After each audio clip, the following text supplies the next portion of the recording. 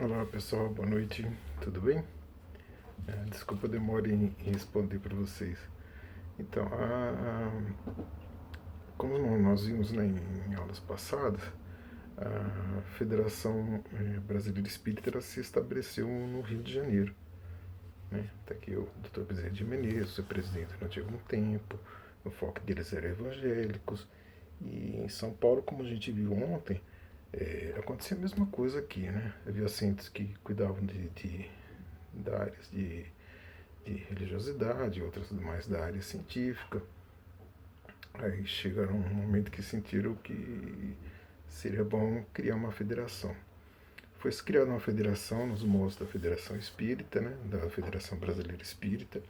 Chegou-se a se filiar até ela, mas não deu frutos. Né? Então, aqui na, na década de 30, como comentei ontem com vocês, as principais se juntaram formando a FESP, né?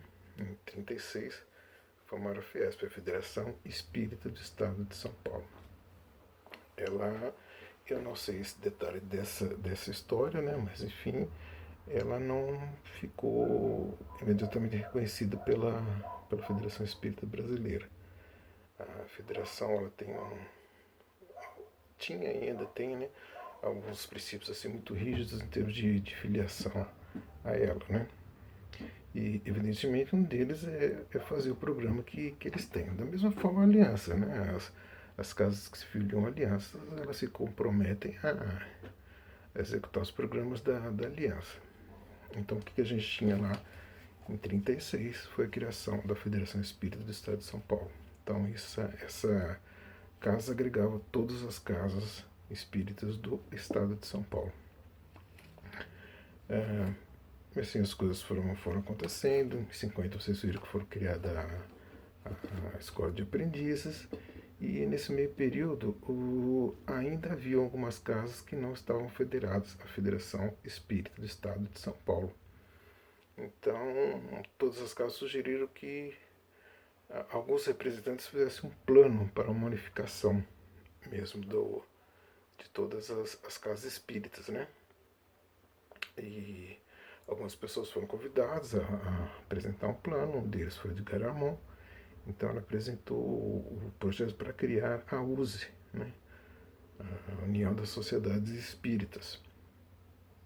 E o projeto dele acabou sendo aprovado, né? Mas lá pelas tantas houve outras disenções e aquele grupo que aceitou as ideias da USE continuou e continua até hoje. E a federação continuou o seu caminho. Então, dentro da federação, a gente tem, como hoje, as escolas, como a gente comentou ontem, né? A USE tem ainda alguns programas, né, pelo criado por Edgar Armand, e onde que entra a aliança? Em 73, né, um grupo saiu da Federação Espírita e criou a Aliança Espírita Evangélica. Por que ela foi criada? Né? Pelo que alguns membros me contam, né, que viveram essa situação, essa época, eram umas 7, 8 casas, e eles decidiram se desligar. Por quê? É, na escola de aprendizes evangélicos, a gente tem vários instrumentos, né, para auxiliar na reforma íntima, né, enfim, buscar o nosso conhecimento individual, interior. E os dirigentes da Fiesp, eles estavam dizendo que os alunos estavam reclamando por causa desses instrumentos, que ficava muito difícil, o pessoal estava desistindo, e eles não queriam perder números. Mesmo eles recordando, né, que todo o plano da escola, todos os instrumentos foram ditados pelo plano espiritual, eles queriam fazer esse corte. Em 73, o irmão já tinha se afastado, né, da direção, porque ele já estava bem doente. Ele dava a ajuda possível, né, de casa, não tinha mais nenhuma função, vamos dizer assim, administrativa dentro da Fiesp. Enquanto isso, a FEB continuou seu caminho, né, outras casas do Brasil se adequaram ao programa deles e assim foi. Né? Bom, o importante é o seguinte, o que todas têm em comum? Todas são, né, costumo dizer que não é correto kardecista, ou seja, todos são pautados nos 5 livros de Allan Kardec. Então todos são espíritas e todos militam nessa área, né, em cima dos livros, em cima da codificação de Allan Kardec, além do enfoque no sentido religioso. Todas elas prestam um serviço de assistência espiritual. Então, isso é comum em todas. O que vai mudar, que eu vou começar a comentar com vocês, é o método de trabalho. Então, isso aí é que nem a gente fez fraternidades ontem. Qual que é a questão comum? O bem ao próximo. Só que a fraternidade do Trevo trabalha de um jeito, a fraternidade do Egito trabalha de outro, mas a intenção é a mesma: servir ao mestre e servir ao próximo. Então não há divergências assim, né? A FEB que ela tem uma postura assim muito rígida, né? Temos essa coisa, mas não significa que haja uma competição, haja um estranhamento, né? Então voltando lá a 73, essas regras sendo manipuladas, as regras da escola, começou a descaracterizar completamente o sentido da escola, que é a reforma íntima, né? É a única escola conhecida, né? Jacques Cousteau fala muito isso, que não existe em lugar nenhum, né, uma escola espírita, né, com a intenção de reforma íntima. A FESP tinha isso. Então, em 73, esse grupo eram 7 pessoas, eles se descontentes com isso, eles foram procurar o Armon, né, comentar o que estava acontecendo, e eles queriam sair, e o Armon deu a ideia: olha, então junto-se vocês e façam o grupo.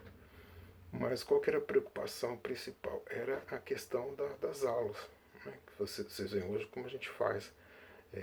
A gente convida pessoas, a própria regional coloca pessoas expositoras para vir dar a aula para a gente.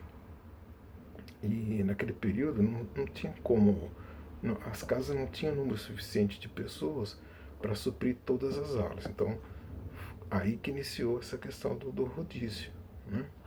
Inclusive, uma das casas que saíram era no interior de São Paulo, não lembro se era em São José dos Campos, alguma coisa assim. Sei que, né, o Jacques conta que eles tinham que se deslocar toda semana para dar aulas nesses lugares.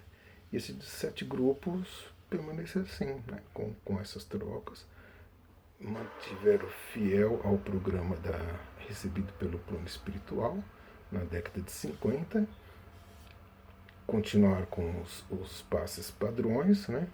Então, dentro da Federação Espírita do Estado de São Paulo, você ainda tem as escolas e ainda tem os passes padronizados. O fato de ter os passos padronizados, P1, P2, P3, não significa que cada casa tem alguma particularidade que desenvolva. Por exemplo, na nossa casa tem a psicografia, em outras casas não tem. No Redentor, por exemplo, tem um trabalho de, vamos dizer assim, de cura, que em outras casas não tem. Então cada um tem a sua particularidade e vai cuidando disso. Mas o cerne de cada casa da aliança é o programa. Então hoje a aliança está presa, são 300 casas, né? Eu comentei já isso com vocês, inclusive no exterior, fazendo o mesmo programa. Então o que a gente tem hoje no Estado? A gente tem a USE, tem a Aliança, tem a FESP e tem também o setor 3. O que é o setor 3 da FDJ, da Fraternidade dos Discípulos de Jesus? O Hospital Dr. Bezerra de Menezes, lá em São Bernardo, ao lado tem um centro muito bem estruturado, muito bom, que é do setor 3. O setor 3, o que é? Foi um setor dissidente da Aliança Espírita Evangélica. Algumas pessoas sentiram que havia necessidade de dar um enfoque maior na questão do terceiro grau, né? Que eu comentei antes com vocês, os discípulos de Jesus. Você tinha que dar esse enfoque. Então, tranquilamente, esse pessoal saiu dessa forma.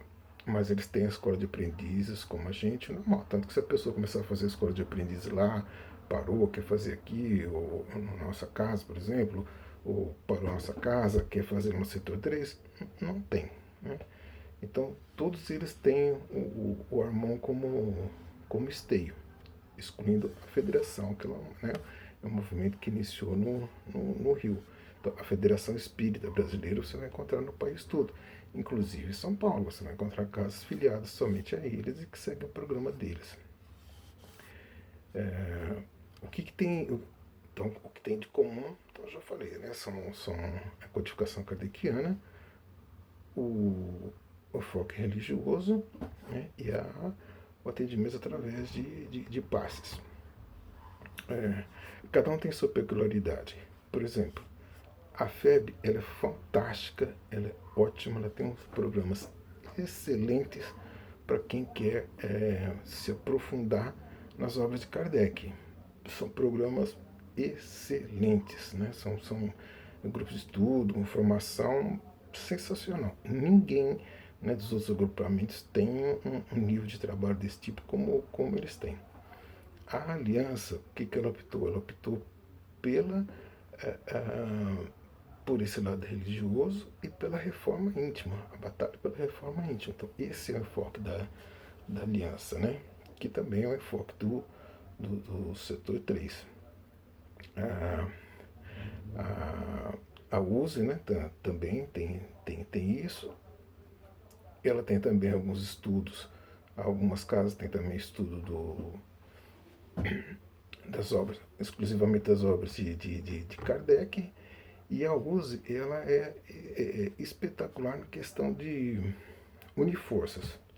Né? Tudo que há no estado de São Paulo, em termos de comemoração espírita ou coisas ligadas à escola, ao Armon, ela é excelente.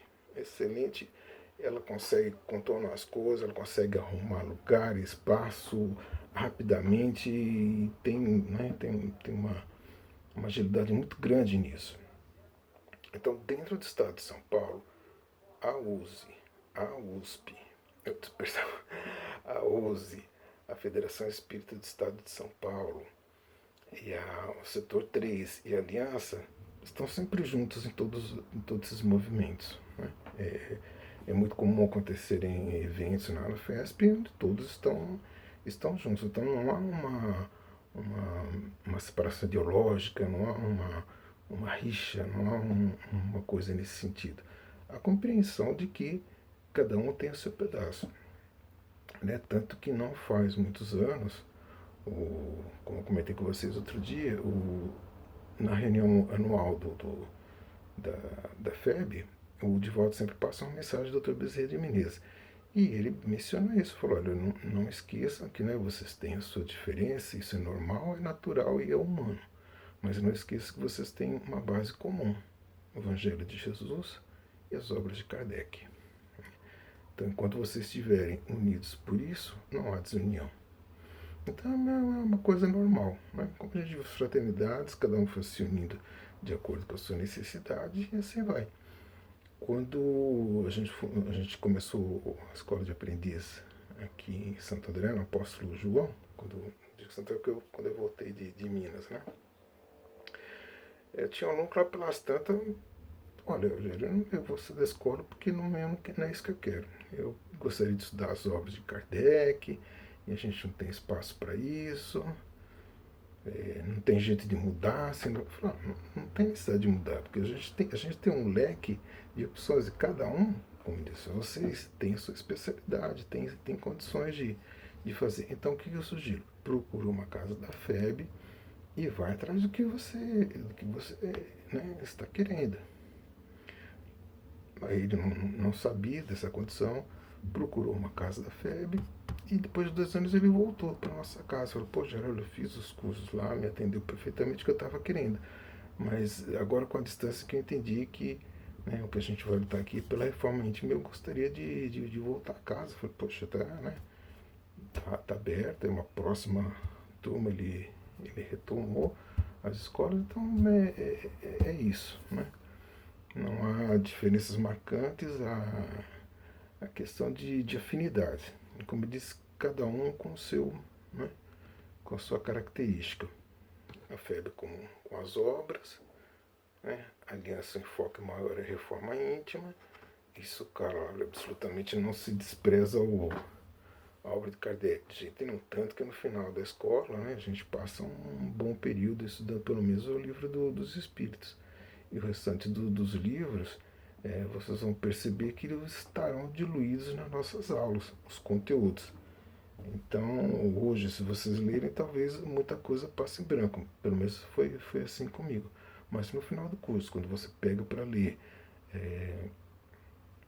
o próprio livro dos Espíritos, a Gênese, o Céu e o Inferno, vocês vão conhecer que várias aulas, né, a gente tratou sobre esse assunto. Então, Rodrigo e meus amigos, essa aí a história, né? Então, lembrando que não há divergências. Depende realmente do que o público necessita naquele momento, né? E todas elas estão abertas para isso.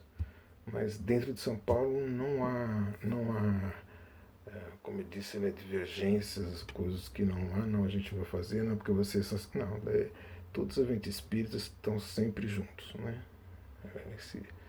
Esse pessoal tá sempre junto. E respeitando cada um a sua particularidade. Né? E quando há essa união, quando há esse evento, cada um vai de acordo com a sua especialidade contribuir para o evento. Né? Então, se um de vocês fala, pô, eu queria me aprofundar mais nas obras de Kardec e tal, eu não consigo fazer isso sozinho, não tem outro lugar melhor do que a FEB. É muito bom, é sensacional o programa deles. Né? Ah não, eu quero continuar batalhando na reforma íntima. Então fica aqui, eu vou lá no setor 3, na FESP, tudo bem. Então é isso aí, gente. A questão é essa, é meio confuso quando a gente começa numa casa espírita, né? A gente saber quem é quem. Eu gosto de cutucar essas coisas logo do início para, né, vocês já perceberem que existe algumas diferenças. Porque muita gente, eu fui em tal casa, lá não é assim, lá é assado. Então tem essas diferenças. Inclusive tem casas que não seguem a ninguém, tem um modelo deles e tudo bem. Né? Cada um fazendo a sua parte, desde que o enfoque maior seja o outro, né, o bem-estar do outro, tudo bem. Tá bom, meus queridos? Um grande abraço para vocês aí e um bom fim de semana. Espero ter respondido a pergunta. Um grande abraço.